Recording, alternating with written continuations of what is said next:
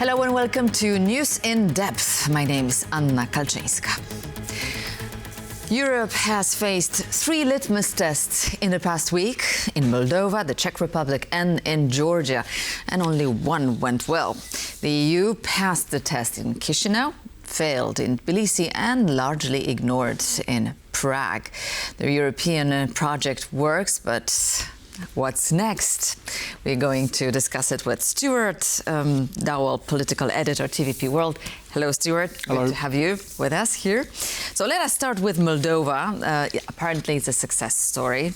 And it's another evidence, by the way, that the EU project is working. It's quite attractive and can do wonders. So I propose that we take a listen of Prime Minister Maia Sandu. Yes, I do believe that Russia has not achieved its objectives. It has spent a lot of money in these elections, but the results show that they failed.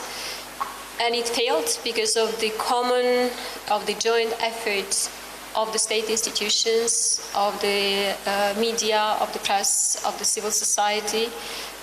So it was really a response by the entire society to these attempts by Russia to interfere. Exactly. So a few elements here, right? We saw the EU statesmen working on Moldova and traveling to Chisinau on many occasions. But in your understanding, what worked best? What works best for the EU? The example of Moldova shows clearly, I think, that the EU's influence and reach works not even best, but only works really when there's a friendly government in place in the target country. In this case, Moldova.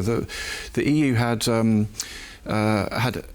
all the conditions it needed to help Maia Sandu and the Party of Action and Solidarity to win the election, and of course it was a great success against such a strong attacks by Russia. Exactly, but the level of the interference was unprecedented. So the threat was there, right? And Maia Sandu, up until the last moment, was really warning about what might come. So what happened? I mean, why the Moldovans turned out to be so pro-Europeans? Were they convinced by the vision that Europe proposes? Yes, the Moldovans have, in the last few years, have had very difficult conditions domestically. They're among the second poorest country in Europe. They have very low average pay. So the EU is a huge aspiration for them, and with a friendly government in place, it means that the EU can use its toolkit, its levers, which you can't do in the case of other less friendly countries. And for example, we saw how the EU helped the Moldovan authorities identify so many TikTok accounts that were supported or funded by Russia, and even the EU used its institutions to arrange somehow the extradition of the Moldovan national suspected of stealing all that money, up to €1 billion, and things like that gave a huge boost to the authorities in Chisinau. So Chisinau is right now starting its accession negotiation process. It's just, I think, closed this screening stage, right? Screening project. So now let's have a listen of Roberta Metsola, the president of the European Parliament, because she knows that the war is not over yet. Maia Sandu's message will also be very clear. What's next? Campaign was run on the hope of enlargement, on the hope of EU membership. And therefore the European Parliament will be very clear in continuing to state that it is time, finally, to open negotiations with Ukraine and Moldova. And we need to do it by the end of this year. enlargement is a win-win for the European Union. It is not charity. It is something that works for all of us. It is one that will make us more secure, one which will make us more strategically in control, and also one that we can really show that our people open the door to countries and their populations when they want to come in. So Moldova put the motion of accession in 2022, just together with Ukraine, although the situation is quite different, obviously. So is there a danger that Moldova can slip somehow into the pro-Russian realm of interests again, do you think? Yes, of course there's a danger.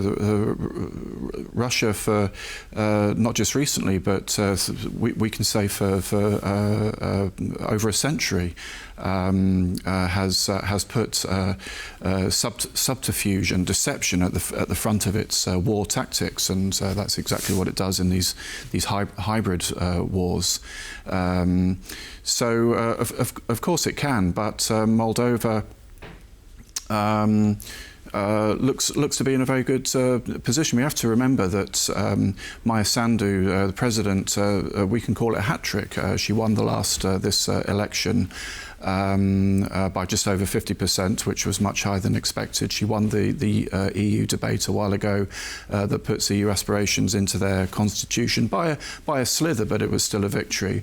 And she herself as well won her presidential election.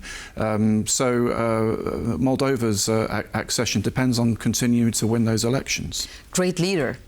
Although modest, right? You wouldn't say, but still she leads.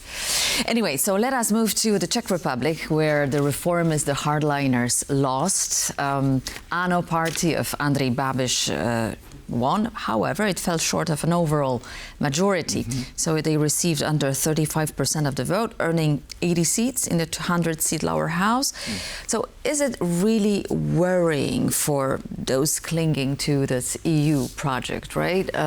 Andrej Babiš calms down all the skeptics. Let's have a listen. No, of course the president did not entrust me with anything. That would be premature.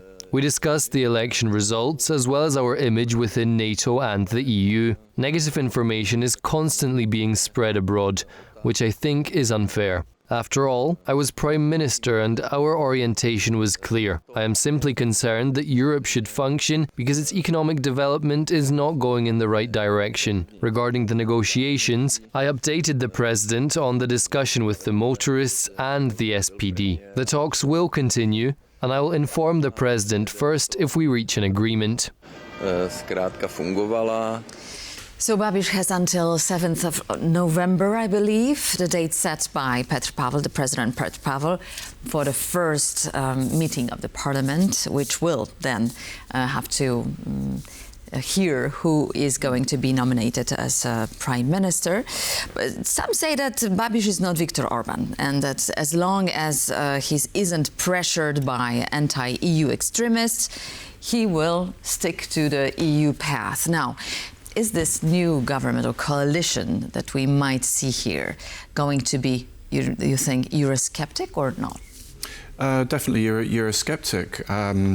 But Andrej Babiš will express his Euroscepticism firmly within the European Union.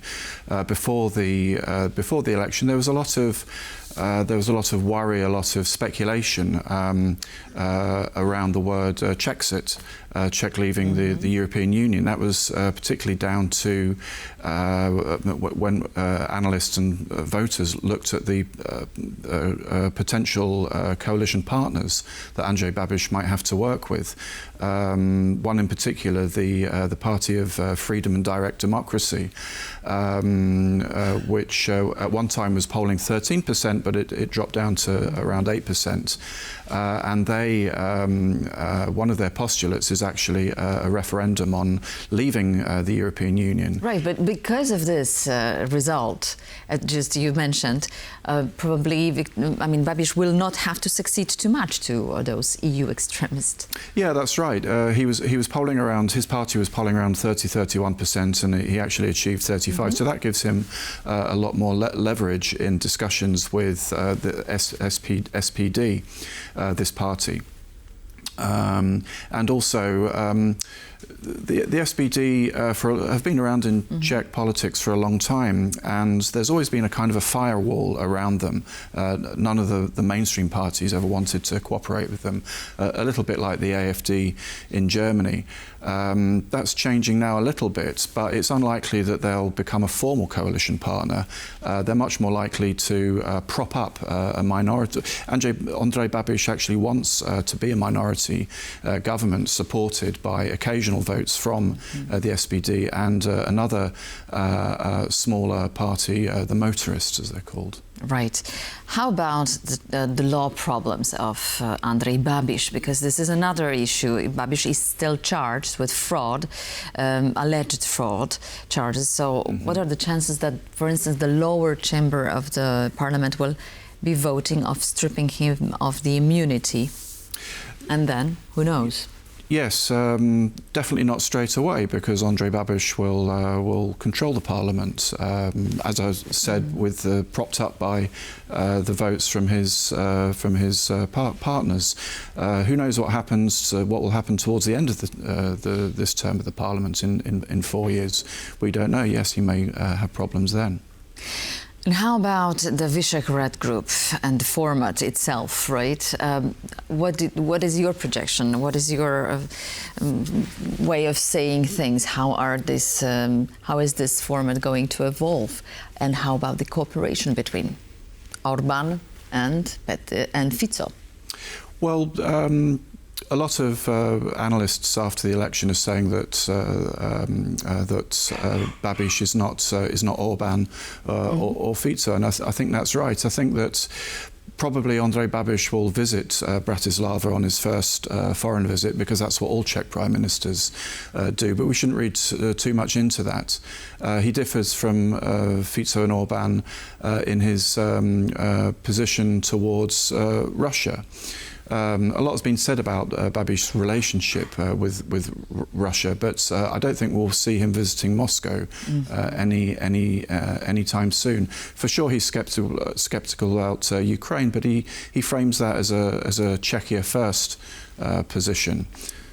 Well, skeptic is I think an overstatement. I mean, understatement, because Babiš campaigned on reducing the support for Ukraine. That's first, and then he, of course, criticized this Prague-led ammunition initiative. So he believes that it should be somehow run by NATO. And so, what's next? What's going to happen here on this Ukraine front? I think that European Union will try to somehow manage Andrej Babiš from within the tent. And for example, on questions related to Ukraine, they may lean on institutional levers. That means influence from the Czech president. We've seen that already. Czech president stated that he won't allow any ministers, particularly in ministries like the Home Ministry, Defence, Foreign Ministry, to be openly anti-NATO. And Babiš has already acquiesced to that. He said clearly that he won't take Czech out of NATO or the European Union. Does the fact that Babiš is a Slovak born, does it play around here or not? It might do. Apparently, he speaks Czech with a heavy Slovak accent. But I was speaking to one Czech analyst this week, and she told me that basically Andrej Babiš doesn't have any ideology. He doesn't really have any strong postulates. He's just a businessman, just like Donald Trump. Yeah, he's a populist deal maker. I call it a kind of a plug and play populism. Anyone can get what they want, and just as long as Babiš is also getting something from the deal. Stuart, and finally Georgia. The ruling Georgian Dream Party won Saturday's local elections with 80% of the vote. Well, that was, of course, expected. The police used tear gas and water cannons against the protesters who tried to break into the presidential palace. So, if I'm counting in right, it's almost a year since Georgian Dream Party suspended this process of accession process until 2028, and 330 days of protests, continuing protests. So what can happen in Georgia?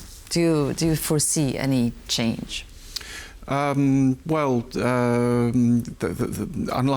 I think, in the foreseeable future, and that shows the problem that the EU have. If we go back to the beginning of our talk, we talked about the 3 litmus tests that the EU had, and while it works with an incumbent pro-EU government or authorities, we see in Georgia when the situation is reversed, even though the Georgian society is vastly in favour of the EU, 80+% approval for the EU, I think they have.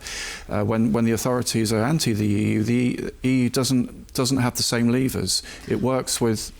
However, excuse me, sorry, I didn't want to interrupt, but however, there is a light in the tunnel. Lately, the European Union edges closer to adopting new visa suspension rules that wouldn't require unanimity, and so they would be more effective. So with the opposition claiming that this is the only way working on the political class, on Georgian Dream Party, maybe this mechanism could play a role, though. It could happen. You're right that such a mechanism doesn't require unanimity in the voting inside the EU. It's a limited response. It would be welcomed by the oppositionists in Georgia. Whether it would, it certainly won't change the government in Georgia. Such a move. However, it will complicate life for some oligarchs and some high-profile politicians of Georgian Dream Party. So maybe that could start of a process of eroding the system, right, or not? Sure, it could be a start. I think that the EU has a problem with the EU's toolkit is designed for cooperating with a willing, friendly government, and it has this problem with governments of a different persuasion, and the fact that it's limited to this visa restriction as its only tool kind of highlights that. So out of those 3 countries with 3 different elections lately, we've seen Moldova on its way to the EU now. Georgia apparently is in the middle of hesitating whether to join or not. We will see how about this the movement and the protests, social protests, will work out. And Central Eastern Europe, which is transforming somehow, and we still don't know what direction it will take. You're more of an optimist or a pessimist here in terms of Czech Republic? In terms of Czech Republic, I guess an optimist. I think the Czech society is in favour of the EU. We know that things are moving towards the right across Europe, particularly in Central Europe, the world, and this is because of events outside of the control of Europe. We don't know how they'll develop, but often in politics things work on a pendulum, and they may come back towards the pro-EU liberal side. And do you think that Andrej Babiš could be an ally of Viktor Orban in terms of Ukraine, for instance, blocking the accession of Ukraine to the European Union? There's a lot of discussion on this. We've talked already about how Babiš isn't an ideologue. And that he's practical, his business interests, his company Agrofert does a lot of business in Europe. Czech analysts love repeating that this could be a kind of a break on how far down the road to kind of Orban-style illiberalism he goes. And we have to remember as well that next spring, Hungary having their own election, we might not have Viktor Orban by April next year. April is a long way to go. However, time will tell, as some say. Stuart Dowell, thank you so much for joining here and for sharing your insights to our program. So thank you so much for being here, and thank you for watching News in Depth. And please stay tuned to TVP World for more interesting comments.